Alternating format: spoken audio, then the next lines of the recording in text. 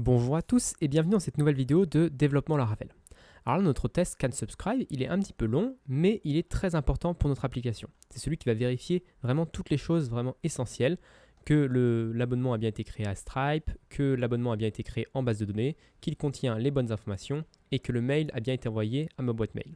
Donc ça, c'est vraiment quelque chose de très important et on aimerait pouvoir le lancer tout le temps, en permanence, dès qu'on fait une petite modification, pour être sûr qu'au moins cette partie-là de l'application qui est importante ne casse pas. Le problème, c'est que ce test, il est aussi assez long. Il met environ 5 secondes à se lancer à cause justement de Stripe et de la vérification de Stripe. Quand j'avais mis en place le mail fake juste ici, on avait vu que les tests étaient un poil plus rapides. Alors pourquoi ça? Parce qu'on n'utilisait pas le SMTP de Gmail avec les requêtes réseau, etc. On utilisait quelque chose en local qui était quand même plus rapide à exécuter. Est-ce qu'on ne pourrait pas faire la même chose avec l'API Stripe? Parce que ce qui est lent dans l'API Stripe, c'est de faire des requêtes API avec le réseau, etc. Et on peut parfaitement faire la même chose avec un Stripe fake. Donc on pourrait imaginer quelque chose de ce genre-là. Le problème, c'est que Stripe, c'est pas quelque chose de Laravel. Du coup, on n'a pas cette ligne-là qui fonctionne out of the box, c'est-à-dire voilà, comme ça avec le framework, c'est ça, ça ne fonctionne pas. Donc il va falloir qu'on le crée nous-mêmes. Donc on crée nous-mêmes notre faux Stripe, qu'on crée nous-mêmes notre vrai Stripe également pour pouvoir avoir deux choses équivalentes. Et ça va prendre un petit peu de temps et ça va demander quelques lignes de code. Donc ça, c'est un premier problème. Le deuxième problème, c'est que pourquoi on a le droit d'utiliser Mailfake ici et que quand on met en ligne notre site, ça continue à fonctionner. Parce qu'on est garanti par Laravel que Mailfake, que le faux système de mail, fonctionne correctement. Et on a même une garantie supérieure qui est bien plus importante, c'est que le faux système de mail de Laravel fonctionne exactement comme le vrai système de mail de Laravel. Les deux sont parfaitement identiques et c'est la condition pour pouvoir l'utiliser dans nos tests. Si ce n'est pas le cas, on peut se retrouver avec des tests qui fonctionnent parce qu'ils utilisent le faux système de mail et quand on passe en production, il ne fonctionne plus parce que le vrai système de mail n'est pas identique, qu'on n'a pas fait exactement la même chose. Donc ça, c'est vraiment quelque chose de très important. Donc on va devoir également fournir ces garanties-là pour notre faux système Stripe. On va devoir garantir qu'il fonctionne exactement comme notre vrai système Stripe. Donc ce que je vais faire, c'est que je vais créer un nouveau test avec PHP artisan make test que je vais appeler fake ou Stripe fake test. Et ça va être un test unitaire parce qu'il ne va pas faire appel à des requêtes HTTP, il ne va pas faire des isposts, etc.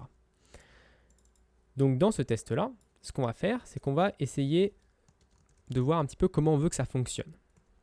La première chose qu'on veut qu'il fonctionne, c'est qu'il faut qu'on ait un Stripe fake. Donc on va faire $stripe égale new Stripe fake. Ensuite, sur ce Stripe fake, on va pouvoir faire quelques opérations. Et c'est ça le gros avantage également de recoder un petit peu, d'avoir un objet qui encapsule la logique Stripe, c'est qu'on n'a pas besoin de recoder toute l'API Stripe. On va vraiment réduire toutes les possibilités à juste ce dont on a besoin. Donc nous, ce qu'on a besoin, c'est abonner quelqu'un. Donc on va pouvoir faire Stripe, subscribe. Et quand on abonne quelqu'un, on va passer deux informations. Le premier, c'est le token. Et le deuxième, c'est le plan. Donc le plan, c'est 5, 12 ou 25 en fonction du montant qu'il veut payer.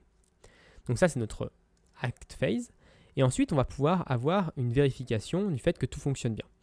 Pour ça, j'aimerais bien faire la même chose que pour mail et avoir des assertions qui sont encapsulées dans Stripe fake. Donc je pourrais faire Stripe et faire assert, par exemple, subscribed.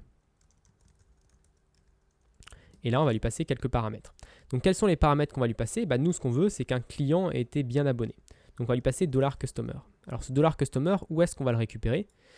C'est le client, on va dire le client Stripe, donc l'objet Stripe, si je regarde dans mon contrôleur, c'est cet objet-là, qui nous est retourné par Stripe Customer Create, et qu'on réutilise plus tard, par exemple, pour récupérer l'identifiant Stripe.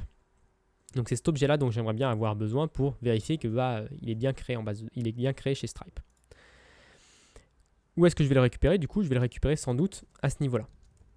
Donc là, pour le moment, c'est que des hypothèses. C'est vraiment cet objet-là n'existe pas, cette fonction-là n'existe pas, celle-là non plus. Donc j'écris comme j'aimerais que ça fonctionne pour pouvoir ensuite avoir une bonne base pour vraiment créer la classe. Donc là, le assert subscribe, il faut que je lui passe le client, mais il faut également que je lui passe le plan. Le plan, c'est ici, c'est ce qu'on veut. On veut la personne qu'elle ait été abonnée pour le bon montant. Si je l'ai abonné ici pour 5, je veux qu'ici, ça se retrouve à 5. Je ne veux pas que ce soit 12. Donc ça, c'est un petit peu la base de notre test. Il est très simple. Et on va voir ensuite comment on crée ça. Donc je vais d'abord remplacer les variables. À la place de token, on va mettre toc visa, je crois que c'est. À la place des plans, je vais mettre 5. Et pour le customer, il n'y a pas besoin parce qu'il est lié ici et ici. Donc maintenant, si je lance ce test avec PHP Unit, on me dit que StripeFake n'existe pas. Alors je vais créer StripeFake avec PHP artisan make model StripeFake. J'utilise ce PHP artisan make model, mais ce n'est pas vraiment un modèle Eloquent. Donc j'ai bien une classe ici qui a été créée. Je vais juste enlever le extends model et ça me permet d'avoir rapidement le namespace app, etc. Donc une fois que ceci est fait, je peux relancer mes tests. Et là, on me dit qu'il ne m'a pas trouvé forcément parce que j'ai oublié de l'importer. Donc là, si je l'importe, je fais use app StripeFake. Ça devrait résoudre le problème. Maintenant, on me dit qu'il n'y a pas la fonction subscribe. Donc très bien, je vais la créer.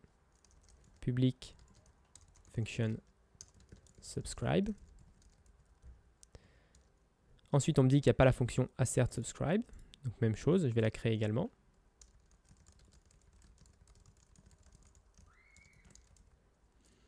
Et si je relance mes tests, cette fois-ci, on n'a pas de problème. Par contre, on me dit que le test est risqué parce qu'on n'a fait aucune vérification.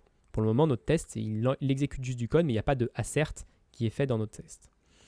C'est dans cette fonction-là qu'on va faire des asserts, et il va falloir qu'on code également cette fonction-là au-dessus pour que ça puisse fonctionner.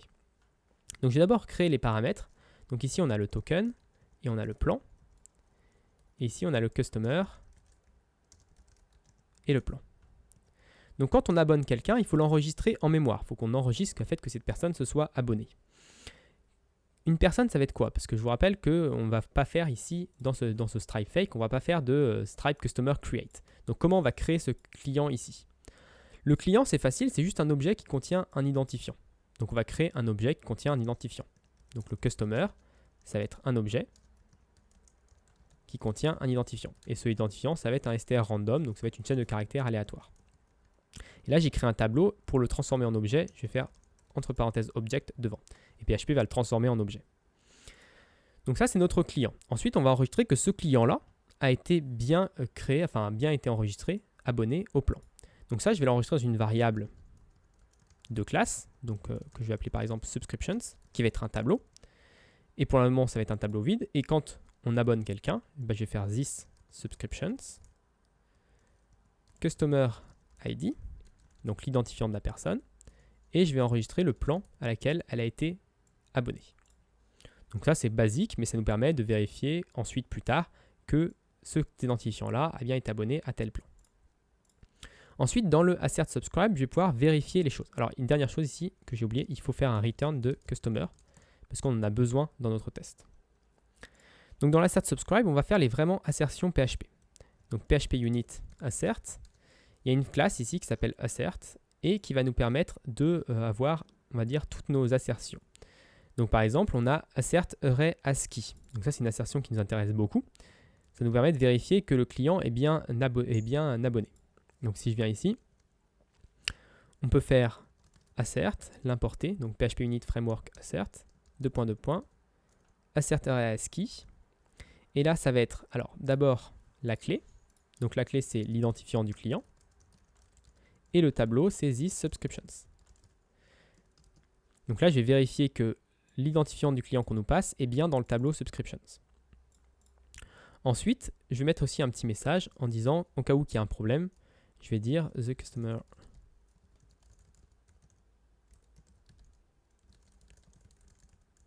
Donc voilà, je mets un message personnalisé pour que ce soit un petit peu plus clair sur ce qui se passe réellement.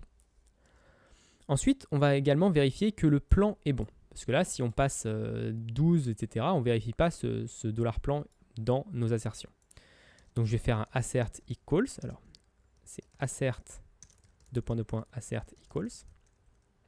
Je vais vérifier que ce qu'on attend, le plan, eh ben, c'est bien ce qu'il y a dans this subscriptions customer ID. Donc, je récupère le plan qu'on avait enregistré ici via l'identifiant du client. Je vérifie que c'est bien équivalent au plan qu'on nous passe. Et ici, je vais dire the customer.